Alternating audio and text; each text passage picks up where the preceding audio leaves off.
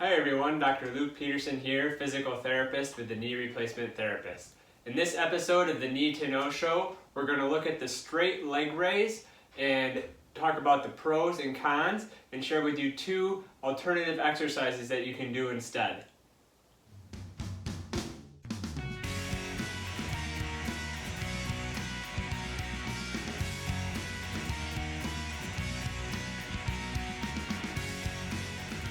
Hi everyone, so today we're going to talk about the straight leg raise, and this is an exercise that you see very commonly, very often in physical therapy clinics, in post-rehab, post-knee replacement exercise routines, very common exercise that's prescribed by your physical therapist or sometimes your trainer or whoever it may be.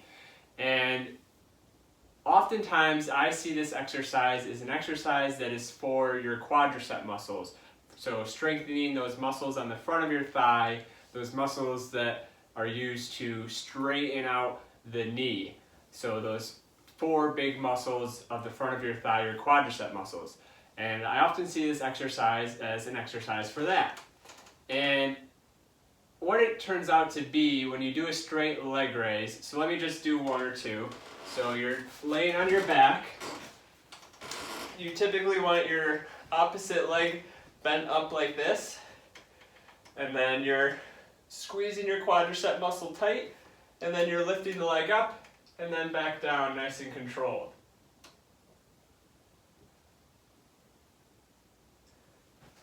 Now as you look at that exercise, the muscles of your quadriceps are working and are contracting. If those muscles weren't contracting and working, what you would get is called an extensor leg. And what that means is when you go to do the straight leg raise, instead of having a straight leg and knee, you have a little bit of this bend in the knee. And that's called an extensor leg, and that can be a sign that you have weakness in your quadricep muscles. And it's actually used as a test in different cases after knee surgeries, such as knee replacement or ACL surgery. And it's a test to kind of see that you have adequate strength in your quadriceps to maybe walk without crutches or something, some other progression of your rehab. So really, it's often used as a test. Now, the thing to also keep in mind, though, is when you do a straight leg raise, you're holding that quadricep contraction is an isometric contraction actually, because you're not bending or straightening the knee when you do the straight leg raise, you're just holding the knee in that extended straight position. The muscle that's doing an isotonic movement, a concentric contraction, is your hip flexors. So the muscles up in your front of your hip. So you're holding that isometric at the knee's not moving, it's staying straight, and now you're lifting your hip or flexing your hip up and then slowly letting it come down. Flexing the hip up and slowly letting it come down. So with this exercise, you're actually really contracting your hip flexor muscles. And what can happen sometimes is your hip flexors is an area that tends to, for whatever reason, can get aggravated. It can get kind of these little perceptions of feeling really tight and stiff and uncomfortable. And there's plenty of times where I'll have people do a straight leg raise exercise and they'll start to really feel that knot and that discomfort in their hip muscles.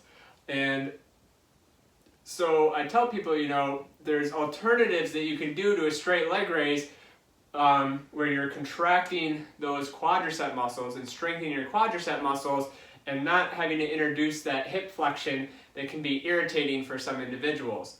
And what that is the simple quadricep, the quad set. So quad set, usually I like people to put a towel or a bolster and you're sitting up long sitting or you're laying on your back, towels under your heel, and now you're squeezing your quadriceps, pushing the knee down, and holding that extension, that contracted position for about 10 seconds, give or take, depending on however you want to do it.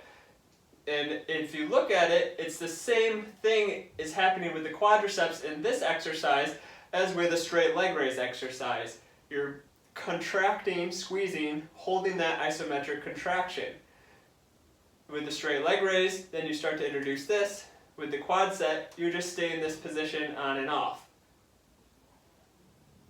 So what I like to tell people to do is focus on the quad sets, then you don't have to worry about flexing the hip up, maybe aggravating that part of your front of your hip that can be uncomfortable. You're going to get the same benefits in terms of activating your quadriceps, strengthening your quadricep muscles with that isometric contraction.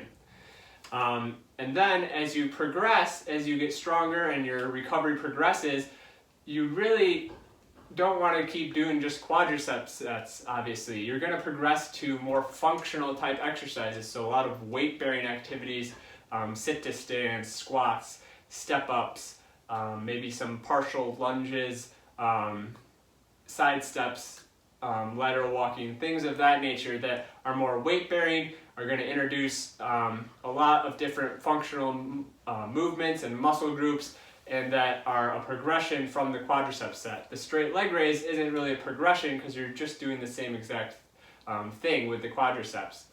Now, some people use the straight leg raise for what we call neurodynamics, so stretching out the nerves essentially and improving the mobility of the nerves running down your leg, that sciatic nerve coming down the back of your leg and all the different branches. So it's a common neurodynamic or neural flossing or neural mobility movement is to do that straight leg raise, and actually you introduce the movement with the ankle to help improve that mobility. And then we can get into that a little more, but this is a common neural mobility type exercise.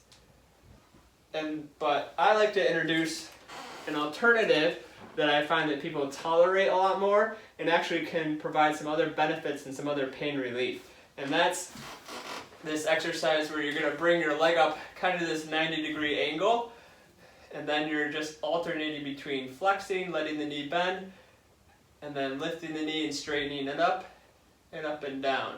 So this is going to achieve that neural dynamics, that neural flossing similar to the straight leg raise exercise, and you're not putting as much stress and potential of having a flare-up or discomfort in your hip flexor muscles.